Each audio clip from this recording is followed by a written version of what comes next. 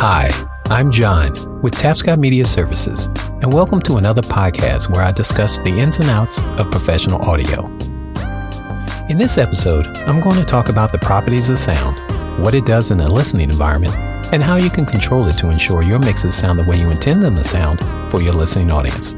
So let's get started.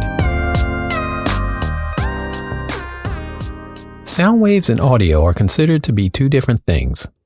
Audio is sound that has been converted into pulses of voltage through the use of a transducer, such as a microphone as we discussed in the previous episode. Sound waves, however, are airborne and is the compression and expansion of air molecules. Now that we know the difference, we can now discuss the properties of sound waves within a listening environment.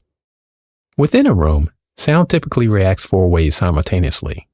With the six surfaces of the room, the ceiling, the floor, and the four walls, sound will be transmitted through the surfaces, be absorbed by the surfaces, be reflected by the surfaces, and collide with each other within the same listening space.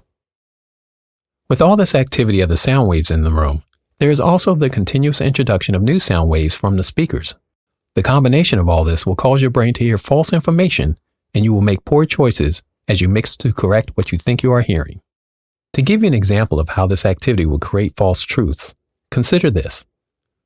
If within the room a 50 Hz bass frequency is reflected off the wall behind your seated mix position and returns towards your speakers, but collides with another 50 Hz bass frequency coming out the speaker, it will double in amplitude, becoming twice as loud, and you will naturally lower that frequency with EQ within your mix. The problem is that increase in amplitude or volume that you heard was not from the music, but instead it was from the physical collision of the two sound waves within your room, and you have now just falsely lowered the bottom end of your entire mix because of it. This is just one of many examples to show how important it is to have a properly treated room to ensure a true and translatable mix. Professional studios spend tens of thousands of dollars on room treatment because great mixes equal repeat business. In the world of home bedroom studios, there are great resources available to minimize these false truths in sound wave propagation. Now that we know the four basic activities of sound waves within a room, let's discuss how to address each one. First, sound wave transmissions. We want to ensure that sound waves outside of the room don't make it into the listening environment, and we also don't want to disturb the environment outside the room as well. The solution is simple, but difficult to apply. The solution is to surround the room with dense mass, such as sand, brick, cement, wood, or a combination of each. Second, sound wave absorption. Sound waves can be absorbed into material and dissipated so they do not return to the listening position. A good example is what we call a tuned bass trap. An acoustical measurement of the listening room is performed to see what bass frequencies are bouncing and colliding within the room.